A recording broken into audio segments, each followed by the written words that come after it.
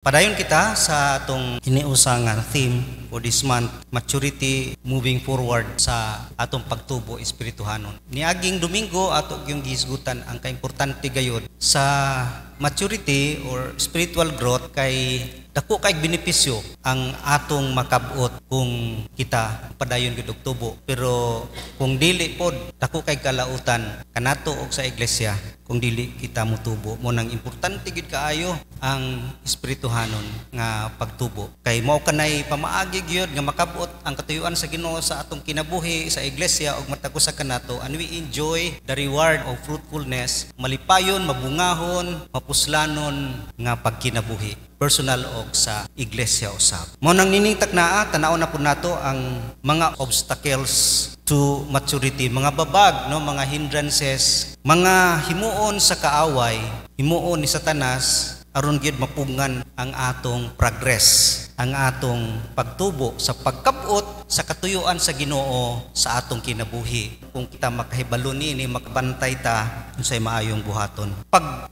stop o grow ang usa ka Christian, muhunong siya og tubo, ang tawag ana na stagnant, murag kining bata nga wala mo tubo ang height ni south, meaning na-arrest ang iyahang progress, na stuck, na pilit diha. Ang atong text sa Hebrews 5:11-14 na dinhi ang tulo ka butang importante kanato nga mo remind what is spiritual stagnation, kanang na stagnant ang atong pagtubo espirituhanon. Ingon diha sa Deuteronomy 1:6-7, ang mga Israelites ila gyud na experiencehan nga na-stagnant sila. Ingon diha sa verse 6-7, the Lord our God said to us at Horeb, you have stayed long enough at this mountain. Break camp and advance into the hill country of the Amorites. Go to all the neighboring peoples in the Araba, in the mountains, in the western foothills, in the Negev and along the coast, to the land of the Canaanites and Lebanon, as far as great river, the Euphrates. So ingon ang Ginoo murag nadugay na mo diha sa Horeb, diha sa wilderness. Og wino nga 40 years gyud na sila na stuck diha sa wilderness before sila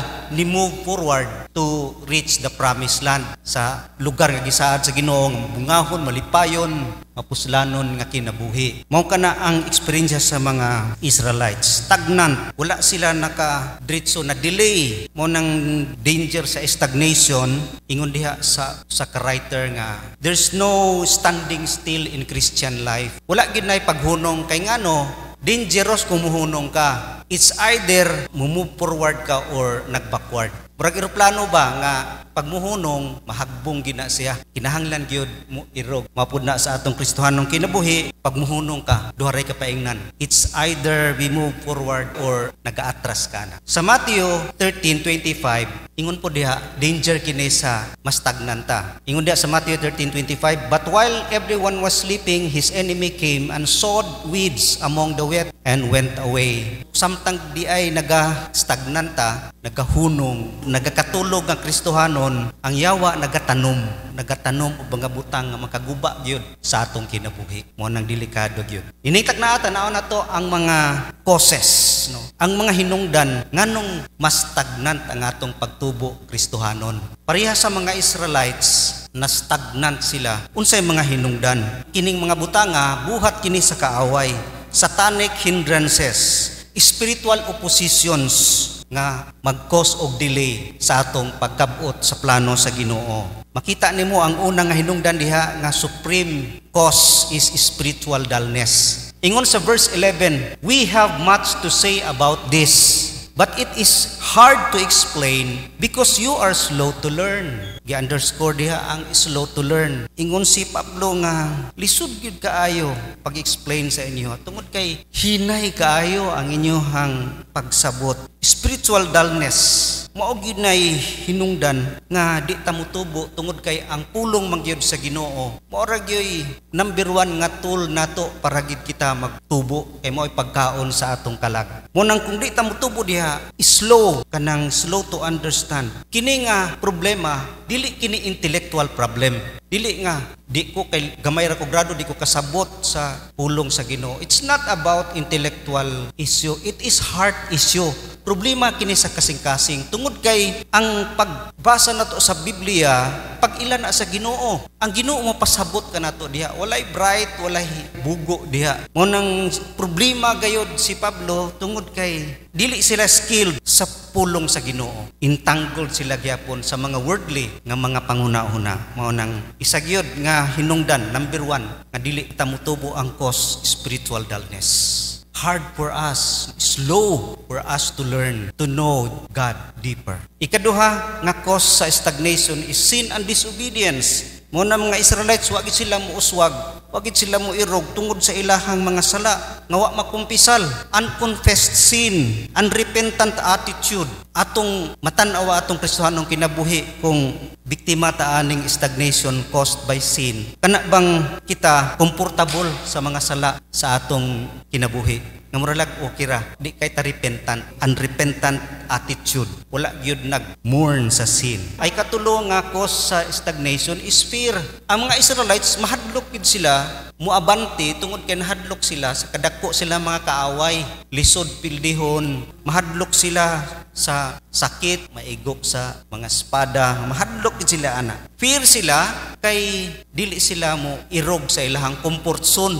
Komportable na kay sila diha sa wilderness, okay ra kaayo sila, dili sila gusto mo irog, dili sila gusto samok, dili sila gusto kakapoy, pain, kay kining pagtubo ko nato spiritual, daghang kaayo kalisod kay daghay trials kay hatag kanato ang Ginoo nga kinahanglan og sacrifice og pain. Diha man ta motubo diha sa atong mga kalisod, mga problema. Kahadlok, dili siya gusto mo irog, dili siya gusto og kalisod, gusto siya komportable og maintain. Okay na ko dinhi, ayon na lang ko ninyo hilabti dinhi ana mga Israelites dito ra sila sa wilderness.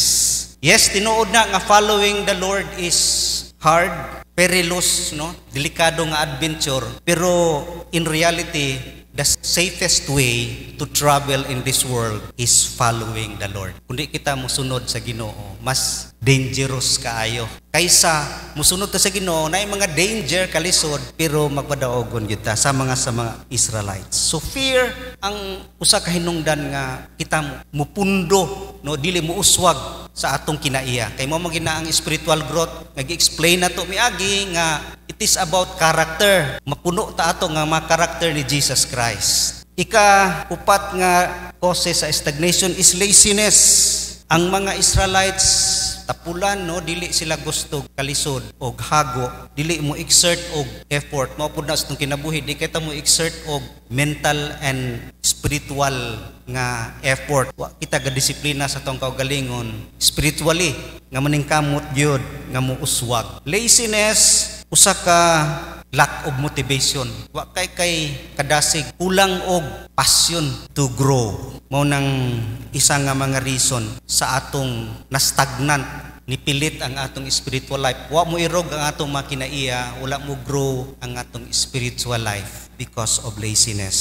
Og ang pinakadako gyud og kasagaran nga problema ingon sa mga survey, ang problema gyud sa churches karon dili ang liberalism, kay liberalism mo man ay kasagaran problema gyud karon sa mga churches. Pero ang dako gyud nga problema nga gi-face sa church karon not liberalism, kinig yung gitawag nga dictatorship of the routine. Kana bang ang churches karon murag routinary na lang, simba, hatag, give tithes, reading the Bible, simba, give tithes, reading the Bible. Routinary, kabalik-balik lang siya nga mga activity every week, pero walay mga changes sa kinabuhi. Routinary, gitawag nga rituals na lang. Wala na meaning, walay excitement ang atong pagkinabuhi. So that is laziness. Dili consistent ang atong spiritual discipline. And also apathy, kanang way pakialam, bahala nagdi ko mutubo, di man na kayo problema. I don't care. No excitement, no passion, walay motivation on the things of God or things of the Spirit. And also kini causes of stagnation, worldly distractions. Ang mga Israelites dili gid sila muuswag tungod kay distracted sila sa ilahang palibot. Nadala sila sa mga kinaiya og mga ginabuhat sa mga Canaanites nga mga worldly kaayo.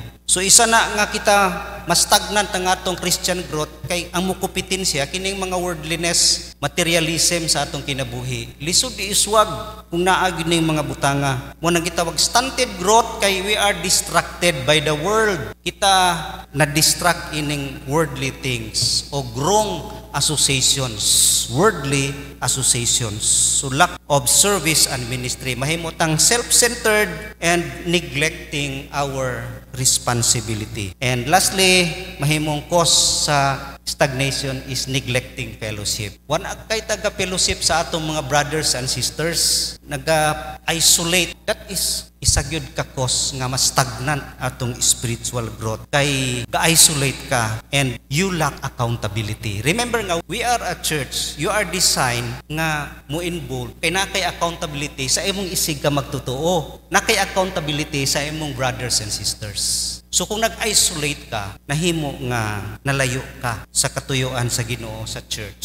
Mo nang when we neglect fellowship, diha man punta makakaton daghang kay tulunan sa Ginoo. Mo nang mustagnant, mapilit ang atong Christian growth. Mao kana ang the causes no mga hinungdan sa stagnation, dili kita kauswag. Ikaduha, the consequences.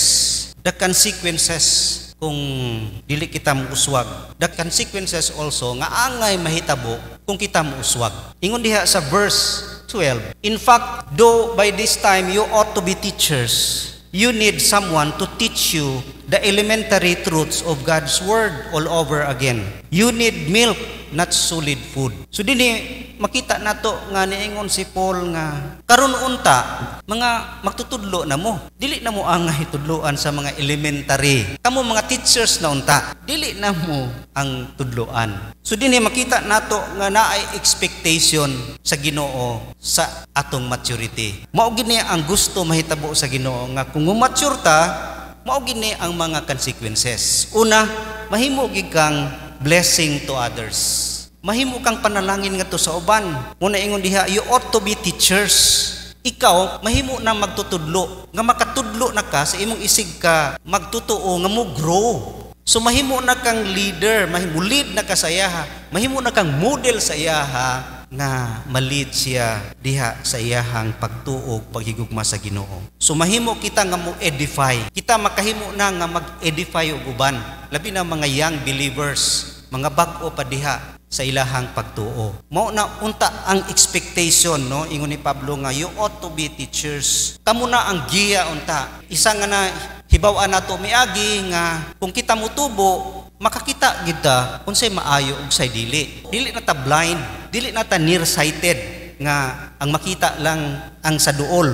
Makikita ta sa mga eternal things, mga butang espirituhanon, mga butang nga maoy gyud katuyuan sa Ginoo. Mao nang makalid gyud ta og lain nga mga magtutuo. Pero wala gyapon nahimong blessing. Mo nang naguol si Apostol Pablo. Mo nang importante gyud sa church ang mugro kay without growth, no, magsuffer ang church. Matrobol ang church. Labi na kining in terms of kining mutubo atong pag-ila unsay tama, unsay wise decision. Daghay dako nga problema sa church ang hinungdan dili mao nga desisyon. Mo nang kinahanglan gid mutubo ang tanan, labi na sa kita nga congregational church nga mag-agad magita sa buto sa kadaghanan. So kung daghan nga wala mutubo, muda og gyud ang dili wise nga desisyon. Bisag sa mga opisyalis, kung dili mo grow sa atong spiritual life, majority diha wala mo grow, dili gyud ka come up og wise decision og dili mag-come up gyud ang tama nga decision sa tibuok iglesia. Mao nang importante gyud kaayo. Labi na karong panahon na nga mostly, no, makita nimo mga decision sa church na ay sagol na nga pagka-worldly. Worldly mga principles ginamix na sa spiritual nga butang. Ang divorce gisulod na gyud kay na-mix na sa kalibutan. And we must remember nga lahi ang church, lain ang state. We are separated. Pero karong panahon na murag nagsagol na ang church ug ang state, magduol na sila. Mo nang watch out, no, mahimo tang blessing gyud sa uban to guide them, to help them grow. Ikaduha nga consequences nga expected gyud sa Christian, nga expected gyud ta nga motubo aron ma-fulfill ang katuyuan sa Ginoo, fulfilling God's purpose. Diha gud sa atong pagtubo, atong madiskubre ang atong purpose og ato ning matuman. As we grow, ato gyung matuman ang atong calling og mahimo ginato atong mga spiritual gift. Matag usa kanato na ay gasa. Og di nato madiskubrihan, di nato na ma-develop, di nato maangkon ang katuyuan sa Ginoo sa atong kinabuhi. Nganong gibutang ka diha sa church? Og dili ta concern ana mo nang isa nga mga consequences nga makaingon gyud nga you are supposed to fulfill God's purpose. Aron diha ka malipayon, mabungahon kay kung asa ang purpose sa Ginoo diha gid ka malipayon. Mao na ang isa nga expectation diha. Og gipakita gyud diha nga you are supposed to be teachers by now sa ato pa naagyoy length nga dili gyud nga hinay-hinay nga karon unta nga time dugay naman to dapat ing-ani na mo dili pa mo first year second year graduate na unta mo ron ana no nahimo na mong mo serve mahimo na mong kanang leader sa uban o ganinang usahay ginakuan ginato dinhi ang mga deacons mga leaders nga malipay ta nga sila nahimo ng panalangin ngadto sa uban churches kay sila nahimo nang magwawali didto natabang ang uban churches, nahimo na sila nga mag-lead sa truth kamatuoran. Nag-assign ta sa tagamot, sa uban ng mga daughter churches nato. So that is success. Kay natuman ang katuyuan nga diha sa church na equip unya is-send. That is God's purpose. Dili ka permanente diha nga sige, mo graduate na ka. Mahimo na kang mo-fulfill sa purpose sa Ginoo. O nang time frame sa atong maturity importante gyud kay dinhi giingon gyud nga dili hinay-hinay, kundi sa time frame sa Ginoo. You are supposed to be teachers by now. Ang katong tawo bitaw sa pool sa Bethesda, diya sa John 5:5-9, dugay siya gyud kaayo nagpabilin nga pilay dili ka tindog for 38 years. Mao nang gihawas siya ni Jesus ana sa usa lang kapangutana, do you want to be healed? Mao ra ginay pangutana ni Jesus. For 38 years nagsuffer siya stagnant sa iyahang kinabuhi diha sa Ginoo. Mao nang fulfilling God's purpose. Kung mutubo ta, expected mutubo ta, dili wasted ang atong years. Ma-fulfill na to ang katuyuan sa Ginoo sa iyang time frame. Walay mausik nga tuig sa atong pagpangalagad o pagkinabuhi diha sa Ginoo. Munang ma-fulfill na to ang atong tinuod nga dreams. That is fulfillment sa tinuod nato nga dream.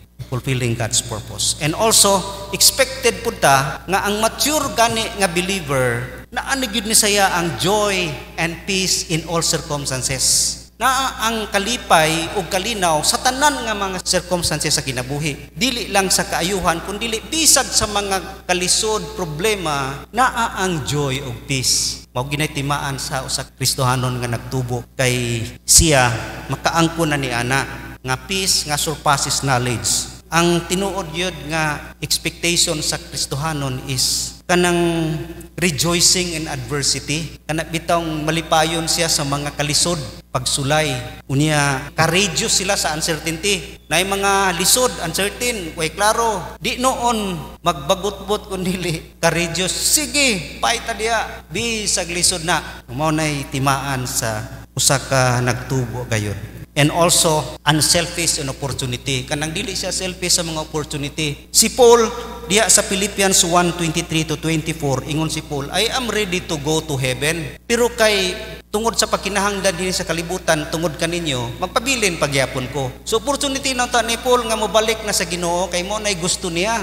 Pero gigamit pa man siya kay nagkinahanglan ang mga tao sa iyaha. Dili siya selfish sa mga opportunity. Mao na gyud ang usa ka expectation no sa mature nga believer. And also kini expectation, you will bring glory to God. Kung ang usa ka Kristohanon motubo gyud ang expectation sa yaha, magdala gina siya sa himaya sa Ginoo. Mo nang kung kita motubo, mapareha sa iyang kinaiya, mo reflect ang iyang karakter sa atong kinabuhi ngadto sa uban og daghay maghimaya sa Ginoo tungod kay nakita ang Ginoo sa atong kinabuhi. Daghay mo praise og ang Ginoo malipay diha kay siya ang nahimaya, dili kita ang na-praise. Mo nang ingon diha sa usa ka quotation nindot kayo, God is more glorified in us when we are most satisfied in Him. Ang Ginoo mahimaya gyud sa atong kinabuhi kung kita satisfied diha kaniya. Unang as we grow, mailhan ginato nga siya gyud ang kalipay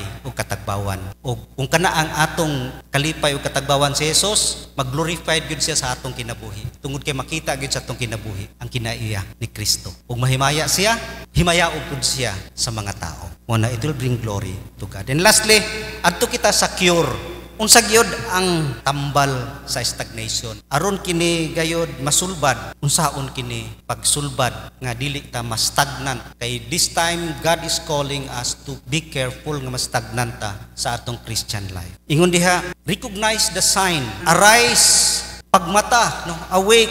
Kung kita na nga tulog, we need to be awakened and get busy. Recognize the symptoms.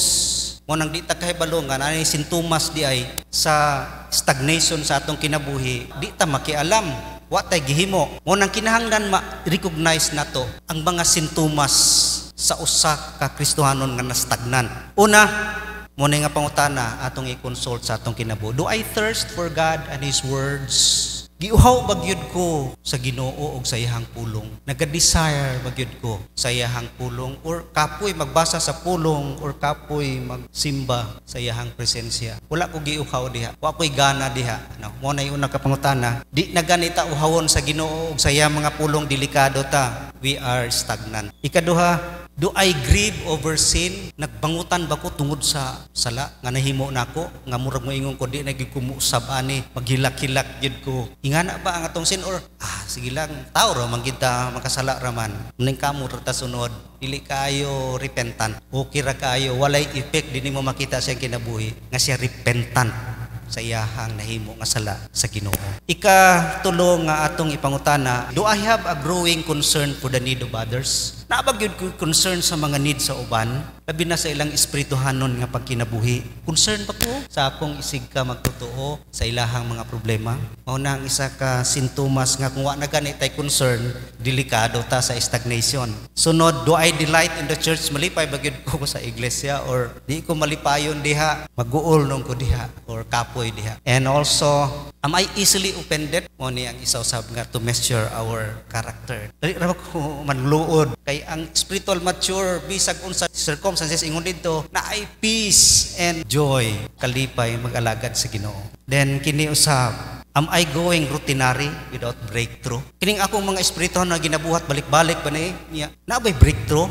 Kanang but pasabot na breakthrough na ay mga kahibulungang butang nga diha ka naka-learn. Bisag nagbalik-balik na itong gibuhat, pero na ay new results. Mga new nga mga excitement nga atong makatunan diha sa Ginoo. Pag wala ka ni breakthrough, delikado atong kinabuhi. Nga we are stagnant Christian. Mo nang recognize the signs. And also, repent and renew. Kung kahibaw kita nga naata niya na nga mga signs, then repent and renew. Meaning, break the old pattern of thinking and living. Kay kana sa tua, nganong nagdugay ta diha, kay nahimo na magunato ng culture. Kultur na to na nga, dilit ko tig-apil ani, di tig-apil ana. Bisag importante kaayo na sa iglesia, importante sa Ginoo. Wa gyud tag-apil kay dugay na tawag apil niya na. Meaning, renew our way of thinking and living. Repent. Have a breakthrough. Buwa ka na. Kinahanglag breakthrough sa atong kinabuhi aron muirog ta sa atong spiritual growth. And also, lastly, restore the passion for God's Word. Atong balikon ang kainiton diha sa Ginoo ug sa iyaha mga pulong.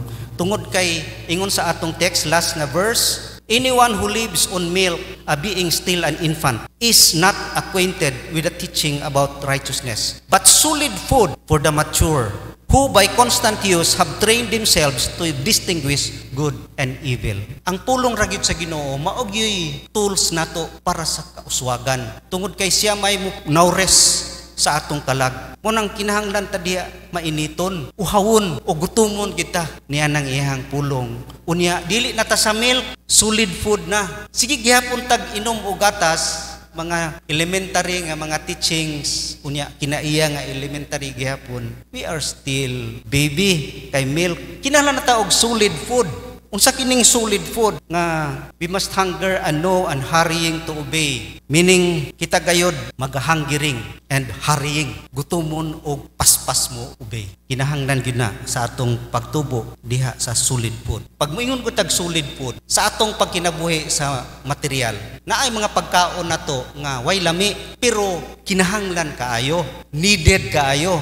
Di ko mo kauna kay pait paliya. Hoy, ang paliya makapanindot ni sa mata, akaon nagpaliya bisag pait. Mao na sa atong kinabuhi ang pulong sa Ginoo dili pleasurable labi na sa atong spiritual growth. Lisod ang atong spiritual growth kung mamili lang ta og pulong sa Ginoo nga katong kanang mga lang utang pagdasig nato ba kanang makalipay pero ayon lang ng sala, delikado ta diha. We need solid food nga sakit pero makaayo. Mga churches karon dili na gusto og solid food. They want pleasing food, pleasurable.